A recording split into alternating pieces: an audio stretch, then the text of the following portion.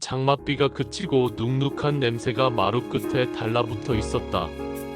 정수는 마른 수건으로 구석을 훑고 마지막 한 번 바닥을 밀었다. 나무결을 따라 천이 미끄러지자 오래된 시간의 무늬가 드러났다.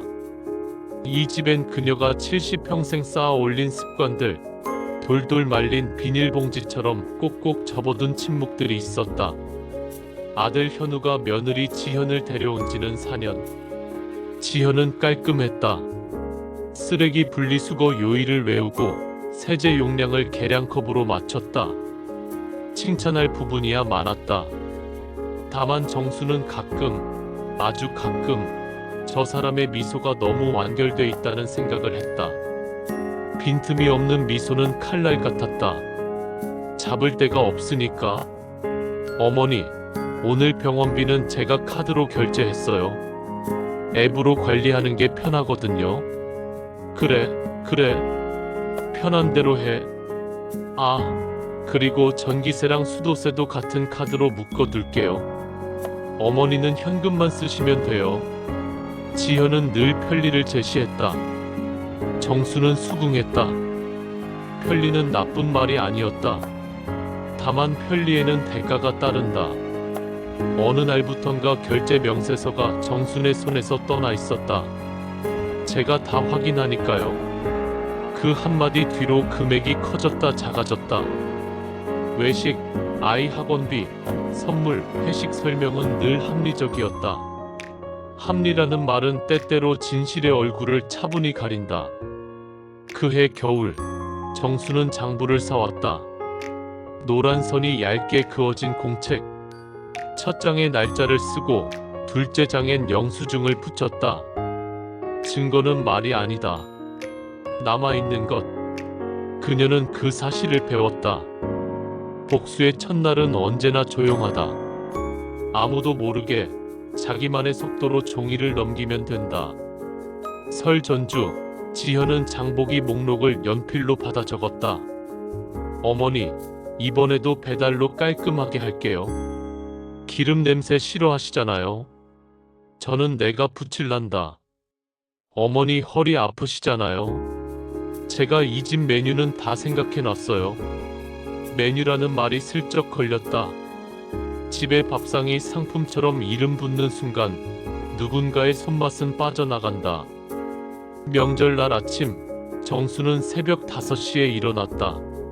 쌀뜨물을 데우고 동태살의 물기를 천으로 눌렀다. 전기 프라이어를 창가에 내고 앞치마를 조여맸다. 지현이 거실 창문을 닫다 말고 놀란 표정으로 뒤돌았다. 어머니, 뭘 그렇게? 기름은 오늘 내가 책임질 테니 너는 상만 차려라. 기름이 사각하고 터지며 집안 구석구석을 덮었다. 김치전의 가장자리는 바삭했고 애호박전은 얇아 햇살처럼 투명했다. 손주 지안이가 젓가락을 들고 환호했다.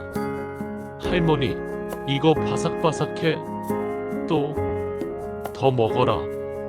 기름은 뜨거울 때가 생명이다. 저녁이면 늘 포장 용기가 차지하던 식탁 위에 그날은 사각사각한 접시 소리와 젓가락 부딪히는 소리만 남았다. 사람들의 칭찬이 정순에게로 흘렀다. 자리는 선언으로 얻지 않는다. 실력으로 되찾는다. 그날 이후 명절상의 주방장은 자연스레 바뀌었다. 복수는 이런 식이다. 소리 한 번 지르지 않고도 판을 뒤집을 수 있다. 어머니가 요즘 깜빡깜빡 하시더라고요. 지현은 손님들 앞에서 걱정하는 톤으로 말했다. 말의 겉은 연하고 따뜻했지만 속살은 차게 식어 있었다. 혹시라도라는 단어가 매번 끼었다. 혹시라도 약을 2번 드실까봐요. 혹시라도 카드 결제를 잊으실까봐요. 혹시라도는 사실이 아니다. 그러나 사람 마음에 아주 좁은 구멍을 파고든다. 정수는 말로 대응하지 않았다. 그 대신 예약 전화를 걸었다. 보건소 인지검사. 접수대에 젊은 직원이 서류를 건넸다. 검사는 성실했고 결과지는 또렷했다. 연령 대비 상위 15%. 그날 저녁 가족 단톡방에 사진 한 장이 올라갔다. 정순 오늘 검사했어? 기억이 아직은 쓸만하대. 현우와 엄마 최고. 잠시 후 지현 어머니 다행이에요. 제가 요즘 걱정이 많아서 그랬나 봐요. 정수는 답장을 하지 않았다. 대신 다음 날 식탁에서 지현을 바라봤다. 내가 걱정이 많단다? 사람은 자기 걱정을 남 걱정처럼 말할 때가 있지. 지현은 웃었다. 웃음은 짧았다. 이후로 혹시라도라는 접속사는 적어도 집 안에서는 자취를 감췄다. 거울을 들이대면 그림자는 주인을 찾는다. 초인종이 울리고 택배가 놓이고 다시 삶은 이어진다. 어느 오후 택배 기사가 문을 밀다 말고 말했다. 어르신, 문이 자동으로 잠길 때랑 안 잠길 때가 있던데요. 확인해 보세요. 그제야 떠올랐다. 지현이 스마트 도어락을 설치한 날 장 볼 때 편하게요 하며 자동 잠금 설정을 바꿔둔 것을. 정수는 경비실에 들렀다. 아저씨, 나 같은 노인네가 문 잠금 설정을 제대로 못하는 경우가 많나? 많죠? 스마트폰으로 바뀌고 나서 더요. 그럼 안내문 하나 만들까? 고령 가구 자동 잠금 점검 신청 받는다고. 경비원과 함께 간단한 안내문을 만들었다. 글씨는 크게, 문장은 짧게. 엘리베이터에 붙여두니 바로 신청이 들어왔다. 관리사무소가 일괄 점검을 잡았다. 어르신 덕분에 안전해졌어요. 단지 카페 댓글에 그런 말이 달렸다. 지현은 애써 밝게 말했다. 어머니, 이런 건 저랑 상의하고 하셨어야죠. 문은 집의 입이고 잠금은 혀다. 입을 다물지 못하면 남의 말이 들어오고 혀를 세우지 않으면 내 말이 새어나간다. 상의는 경비실과 했다. 경계는 누군가를 배제하기 위해 아니라 모두가 안전하게 들어오고 나가기 위해 필요하다. 그 사실을 알리는데 말의 온도는 낮아야 하고 절차의 온도는 높아야 한다. 밤 11시가 넘어가면 집은 고요해진다. 그러나 몇 주째 거실 끝에서 작은 불빛이 오갔다. 지현은 핸드폰으로 무언가를 찍었다. 다음 날이면 그의 언니에게 전화가 왔다. 어머니 방이 좀 정리가 안 됐다면서요? 정수는 그날부터 지도처럼 방을 그렸다. 서랍과 장의 위치, 물건의 자리, 얇은 펜으로 선을 긋고 눈금처럼 일정하게 적었다. 1번 서랍 바늘집, 봉숭아 씨앗 3봉, 은색 실핀 2개. 2번 서랍 보험증권 4번 파일, 주민등록 등본 일부, 도장 파우치. 3번 서랍 검은 스카프, 겨울 내복. 다음번에 누가 잃어버렸다면서요? 라고 물을 때 정수는 조용히 공책을 펼쳤다.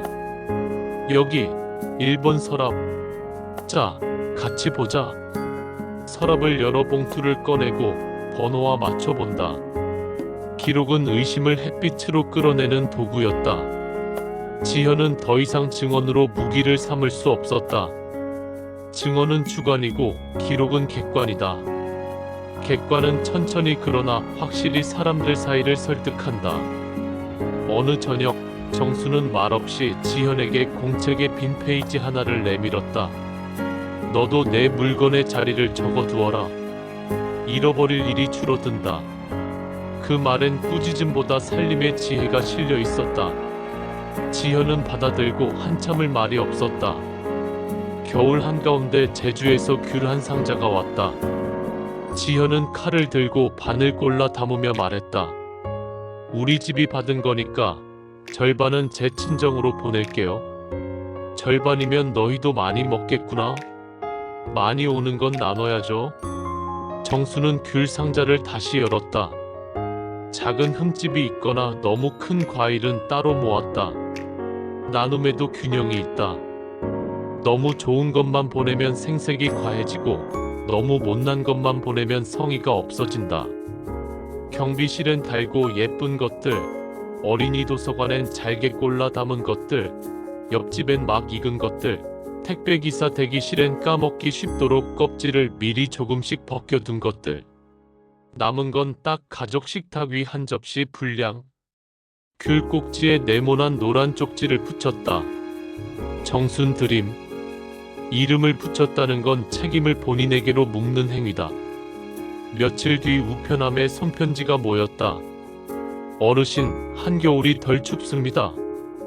아이들이 너무 좋아했어요. 현우는 편지 몇 장을 건네며 말했다. 엄마가 한 게 다 이름으로 남네. 정수는 웃었다. 이름이 없으면 고마움도 길을 잃지. 그날 밤 현우가 조심스레 말을 꺼냈다. 엄마, 앞으로 엄마 명의로 된 건 엄마가 관리해. 유산도 기부도 엄마 뜻대로. 지현은 잠깐 고개를 숙였다. 공평은 누군가의 몫을 정확히 돌려주는 학문이고, 학문은 종종 침묵 속에서 완성된다. 봄비가 살에 닿듯 가늘게 내리던 날, 카드 명세서 알림이 띵 하고 울렸다. 정순 이름의 카드로 호텔 라운지에서 결제된 내역. 오후 3시 40분. 그 시간 정수는 경로당에서 바둑을 두고 있었다. 장부의 여백에 정수는 간단히 적었다. 340 경로당 증인 박여사, 한 칸 두기 칠수. 그리고 영수증 사진을 인화해 붙였다. 여백은 의심이 아니라 연결을 위한 공간이었다. 이 여백들이 모여 한 권이 되었을 때 그것은 더 이상 공책이 아니었다. 진실의 시간표였다. 몇 주 뒤 지현이 인감증명서를 요구했다. 어머니, 은행에 제출할 서류가 하나 있어서요. 빨리 처리해야 해요. 내가 같이 가마. 어머니는 힘드시잖아요. 힘든 건 걸음이고 위험한 건 도장이다. 동사무소의 작은 상담실에서 무료 법률 상담 봉사자가 정순의 장부를 넘겨보았다. 조카뻘 되는 젊은 변호사는 엄지손가락으로 장부의 각을 정리하며 말했다. 어르신이 다 해두셨네요. 이 정도면 서류 위임도 단단히 걸 수 있어요. 금융거래 알림을 어르신 휴대폰으로 바꾸고 카드 명의는 당연히 회수하시고요. 정수는 고개를 끄덕였다. 지현은 끝까지 웃음을 잃지 않았지만 웃음의 온도는 눈에 보였다. 실내의 에어컨 바람보다 차가웠다. 그날 밤 장롱 윗칸에서 바늘집을 꺼냈다. 바늘을 세고 실을 갈았다. 복수는 돌처럼 던지는 게 아니다. 떨어진 단추를 달듯 빠진 코를 다시 고정하는 일이다. 흩어진 것을 다시 제자리에 꿰맨다. 매듭은 보이지 않게. 마당 구석 봉숭아가 싹을 틔웠다. 씨앗 봉지를 나눠준 이웃들이 베란다 사진을 카톡으로 보내왔다. 옆집 선미 우리도 났어요. 애들이 매일 물 주겠대요. 경비 김씨 아침 순찰 때마다 엿보고 갑니다. 택배 민수 오토바이에 씨앗 하나 달고 다녔더니 운이 좋아졌나봐요. 정수는 씨앗 봉투를 챙겨 또 나눴다. 나눔은 외부를 내 편으로 만들기 위해서가 아니었다. 다만 관계란 서로의 시간을 조금씩 맡기는 일이니까. 잠깐의 말, 잠깐의 눈짓, 잠깐의 고마움이 쌓이면 누군가는 나의 하루를 기억한다. 기억은 곧 증인이 된다. 증인이 많아질수록 거짓은 설 자리가 줄어든다. 복수의 가장 든든한 동맹은 생활 그 자체였다. 한여름 오후, 정수는 꽃잎을 모아 소금을 살짝 뿌렸다. 손등 위에서 꽃이 눌리고 즙이 번졌다. 붉은 물이 손톱 뿌리로 서서히 스며들었다. 그녀는 며느리를 불렀다. 지현아, 손을 내밀어라. 네. 처음 들어오던 날 봉숭아 물들인다 하더니 못했지. 아, 그랬나요? 지금 하자. 지현의 손은 매끈했다. 회사 생활 내내 적응한 네일 케어의 흔적, 능숙한 정리의 습관. 정수는 조심스레 꽃잎을 비벼 며느리의 손에도 올렸다. 이거 지워지나요? 금방은 안 지워지지. 물든다는 건 시간을 같이 보낸다는 뜻이니. 나는 내가 영리하다고 생각한다. 영리함은 좋다. 다만 영리함을 어디에 쓰느냐가 사람을 가른다. 한참을 지나서야 지현이 말했다. 어머니, 저는 늘 제가 옳다고 믿었어요. 효율적이고 정확하고 빠른 게 좋다고. 어머니 방식은 오래 걸리고 번거롭고 감정적이라고 생각했어요. 느리면 오래 남고 번거로우면 견고해진다. 감정은 기록 위에 올라앉아야 감정이지 증거를 대신할 수는 없다. 제가 잘못했습니다. 사과는 명사가 아니라 동사다. 해야 한다. 정수는 조건을 냈다. 첫째, 내 이름으로 된 서류는 내가 보관한다. 둘째, 내 방 사진을 허락 없이 찍지 않는다. 셋째, 내가 혹시라도라고 말하고 싶을 땐 먼저 너 자신에게 물어라. 넷째, 이웃에게 인사를 한다. 다섯째, 카드 사용 내역은 매달 내가 확인한다. 여섯째, 나눌 때는 이름을 붙인다. 마지막으로 우리 식탁의 메뉴는 표가 아니라 손맛으로 적는다. 지현은 하나하나 받아 적었다. 글씨가 정갈했다. 경계가 명확할수록 관계는 오래간다. 서로의 땅 경계석을 다시 박아 넣는 일. 복수는 그 과정의 이름이었을 뿐. 저녁 냄비에서 기름이 사그락거렸다. 지현이 애호박을 얇게 썰어 올리자 바삭한 향이 터졌다. 정수는 옆에서 소금을 3알만 뿌리라고 손짓했다. 손주 지한이는 오늘은 내가 뒤집을래? 하며 뒤집개를 잡았다. 집안의 소리들은 종종 화해의 문장이 된다. 용서의 언어는 거창하지 않다. 더 먹어라. 뜨거우니 조심해라. 소금은 서너 알만. 식탁 한가운데 귤 대신 오이 무침이 놓였다. 외려 시원했다. 현우가 엄마의 장부를 바라보더니 말했다. 엄마, 다음 주에 은행 같이 가요. 알림 다 엄마 폰으로 바꿔요. 그래. 그리고 이거. 정수는 얇은 책 한 권을 내밀었다. 우리 집 사용설명서. 장부와는 다르게 온화한 제목이었다. 방 배치, 서랍 목록, 전기 차단기 위치, 보일러 사용법, 약 복용표, 이웃 연락처, 경비실 번호, 단지 카페 주소. 지현이 조심스레 책을 받았다. 어머니, 이거 제가 만들었어야 하는데. 누구든 만들면 된다. 다만 누가 주인이냐만 분명하면 된다. 밤, 창문에 매미 소리가 맺혔다. 정수는 손등을 들어 달빛에 비춰보았다. 봉숭아 물이 아직 희미하게 남아있었다. 그 색은 시간이 지나면 흐려지겠지만 완전히 사라지지는 않을 것이다. 사람은 사람에게 물들며 산다. 그러니 어떤 색으로 서로에게 남을지 우리 스스로가 정해야 한다. 그녀는 바늘집을 닫았다. 바늘은 칼보다 길게 남는다. 칼은 상처를 내고 잊히지만 바늘은 떨어진 곳을 이어서 다음을 살게 한다. 그녀의 복수는 응징이 아니라 복원이었다. 이름을 제자리로, 자리를 주인에게로, 말의 주인을 말에게로 돌려놓는 일. 창밖에서 바람이 문틀을 쓸고 지나갔다. 정수는 부엌 불을 끄고 마지막으로 식탁을 손바닥으로 쓸었다. 나무결이 손끝에 닿았다. 그 결 위로 새로 박아 넣은 보이지 않는 매듭들이 하나둘 고르게 손에 잡혔다.